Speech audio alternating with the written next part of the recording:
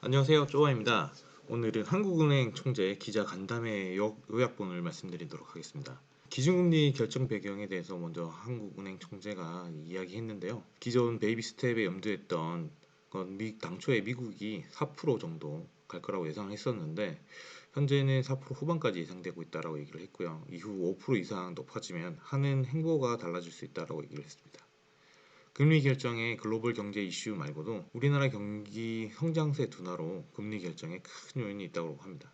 원유가 조금 안정되긴 했지만 환율 상승으로 소비자 물가가 더 확대될 거로 예상하고 있고요. 경기 둔화에 따라 인플레가 잡힐 것 같지만 환율이 높아져서 상승 리스크가 크다고 이야기했습니다. 환율은 지난 8월보다 크게 상승을 했고 외국인 투자자가 많이 감소를 했다. 그리고 금리 상승에 따라 신용대출 순상환이 지속되고 있고 최근 주택가격이 많이 하락했다. 그래서 이번 금리 인상은 총 7명의 금통원 위원 중에 2명이 베이비 스텝을 주장했지만 소수의 의견이고 환율 상승 기대와 높은 물가 상승률이 지속 예상돼서 금리 인상을 0.5%로 인상한다라고 얘기했습니다. 당분간 기준금리 상승 멈출 생각이 없고 한미금리 역전폭 확대로 외환시장 리스크가 큰 문제 중 하나다라고 얘기를 했고요. 11월 인상폭은 FOMC 회의 그리고 에너지 가격, 물가 등을 통해 인상폭을 결정할 예정이고 사실상 11월 FOMC에서도 다시 자이언트 스텝을 가면 또 한 번 한국도 빅스텝을 예상한다라고 했습니다. 그리고 중요한 건 국민이 힘든 건 다 알지만 더 큰 손실을 막기 위해 금리 인상은 계속 예정이다.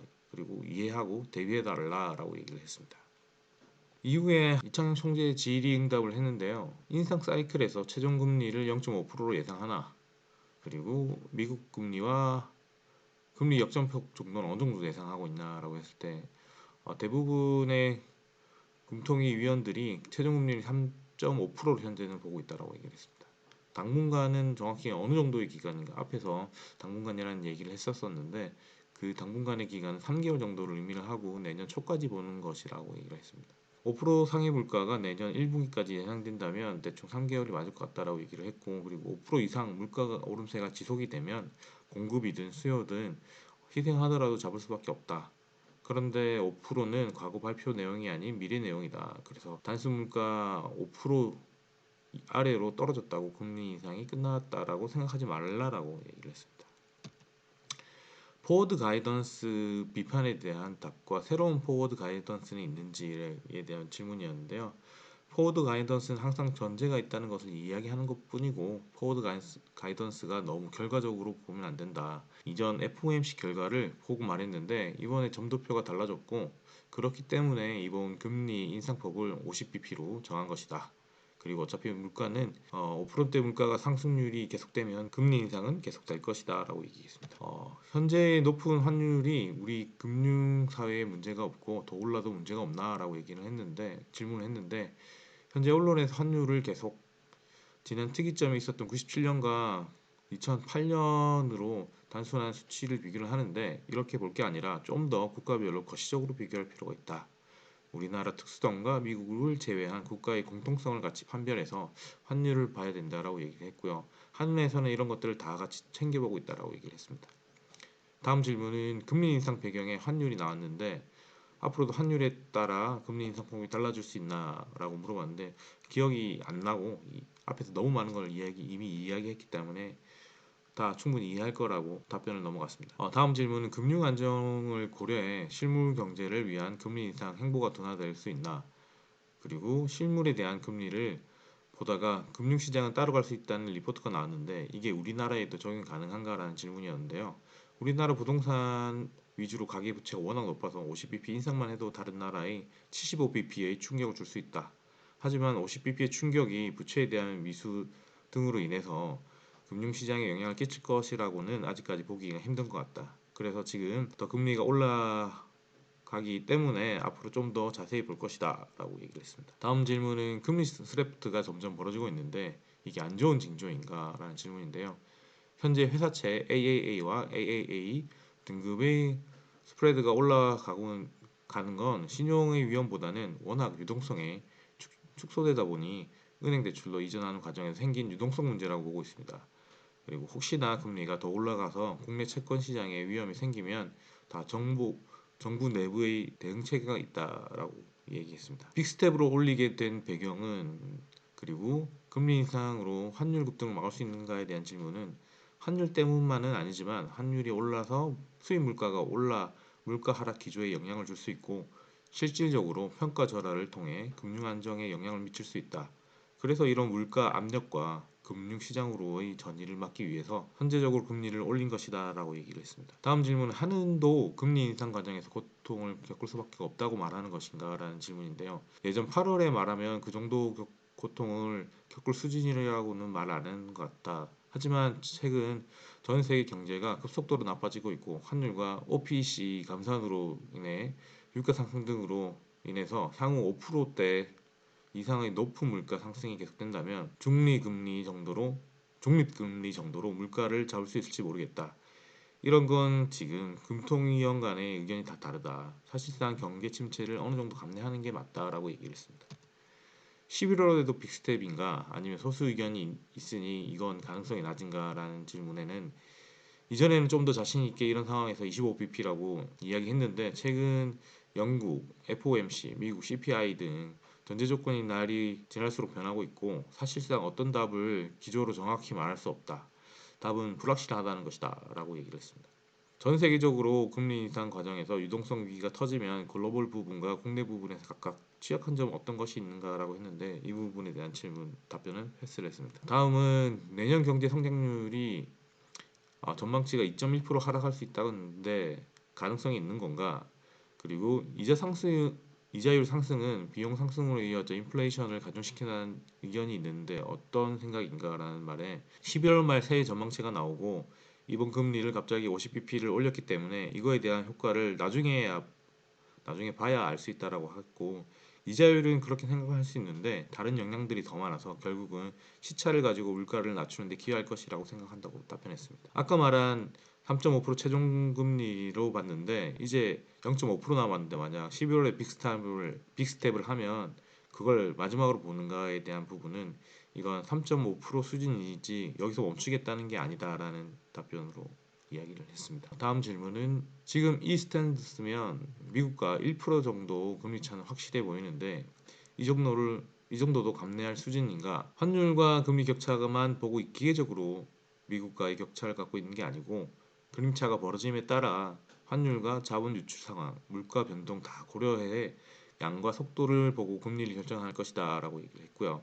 금리 인상 기조가 계속 이어지면 하향 안정화가 본격적으로 갈 것 같은데 아직 시작도 안 했다는 것인지에 대한 질문은, 올해 3에서 4% 정도 떨어진 것 같은데 부동산은 앞으로 더 추락할 것이다.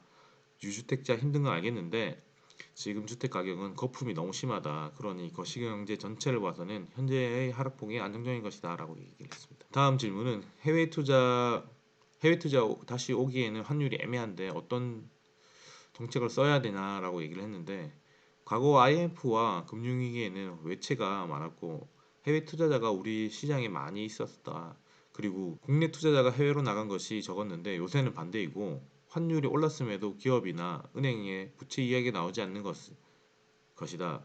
그래서 실제로 환율이 올라서 해외 사업하시는 분들한테는 유리한 점도 있고, 이 상황에서 해외 투자를 하는 것은 향후 1, 2년 후에 달러 정상화가 되었을 때 생각해보면 지금이 상투일 수 있다. 해외 투자할 때는 환율을 봐야 되기 때문에 과거에 금리가 낮아서 해외 주식이 좋았으나 요즘은 금리 자체가 높으니 리스크가 낮은 예금이나 채권만 해도 5에서 6%를 굴릴 수 있다. 이런 걸 잘 고민해봐라고 대답을 했습니다. 기준금리 50bp 올리면 취약 차주의 연 이자 부담이 26만 5천 원 정도 오른다는데 이건 감수할 수준인가에 대한 질문은, 저금리가 한 10년 갈 줄 알고 연끌해서 집 산 사람이 많은 거 알지만 기대 인플레가 높아져 버려서 향후에 물가가 4에서 5% 정도 올라버리면 실질 소득이 감소해버린다. 결국 거시적으로 다 지뢰밭이 되는 것이다.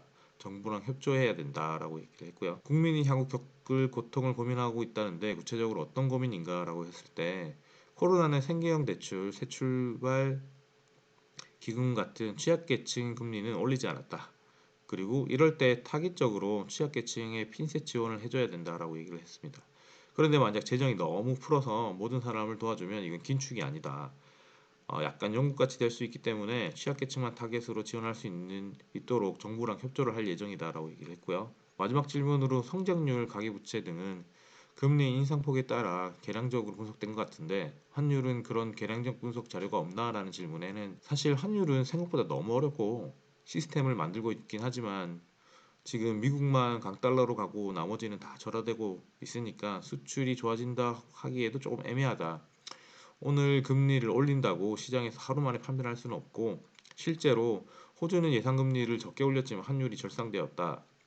우리도 외환에 대한 고민 중이고 98년과 08년과 같이 08년과는 다르게 현재는 다른 측면을 가지고 있다. 최근 워낙 달러 강세가 심하고 원화가 중국과 위안화의 대형 통화로 여겨지기 때문에 그런 위안화나 엔화의 충격에 더 휘둘리는 편이 있다라고 대답을 했습니다. 이렇게 뭐 이창용 총재 질의응답에 대한 최종 요약을 해드리면 이건 인터넷에 많이 돌아다니고 있는 건데요. 난 3.5%까지 올릴 거니까 행복해로 돌리지 말고 알아서 대비해라. 난 경고했다. 두 번째로 물가 안 잡히면 금리는 무조건 올린다. 3.5%까지 간다고 경고했고 나 두 번 얘기 안 한다. 금리 인상 멈춘다는 해로 행복해로 돌리지 마라. 세 번째는 인위적 환율을 내리기 위해서 금리를 올리지는 않을 것이다. 지금 당장 1,400원 근데 어쩔 수 없다. 다만 신경은 계속 쓸 것이다. 네 번째는 영끌족들 죽을 맛이든 말든 지금 부동산은 조져야 경제 전체가 안정된다. 다섯 번째는 취약계층이 힘든 건 아는데 그건 정부의 몫이고 그리고 다시 말하지만 나는 한국은행 총재라 영끌족 신경 안 쓰고 경제 전반이 더 중요하다.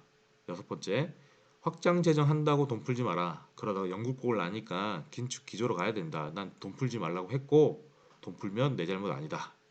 일곱 번째는 계속 IMF 온다고 선동하는데 외화 많이 쌓여서 이번엔 IMF 안 온다. 그리고 여덟 번째는 해외 투자하려면 해라. 근데 지금 해외 투자하다가 고점에 물리면 그 상태에서 환율은 언젠가 뭐 1,450원에서 1,200원까지 올 텐데 물리면 환손실만 20% 넘게 난다. 알아서 해라라는 내용입니다. 금리가 올라가면서 많은 질문들과 고민들이 있는데 이런 부분들 이창용 총재가 이렇게 대답을 해줬네요. 최종적으로 보면 금리는 계속 올라갈 것 같고 부동산은 더 떨어져야 된다. 그리고 해외 투자 많이 하지 마라라는 게 큰 요약인 것 같습니다. 네, 구독과 좋아요 눌러주세요. 좋아.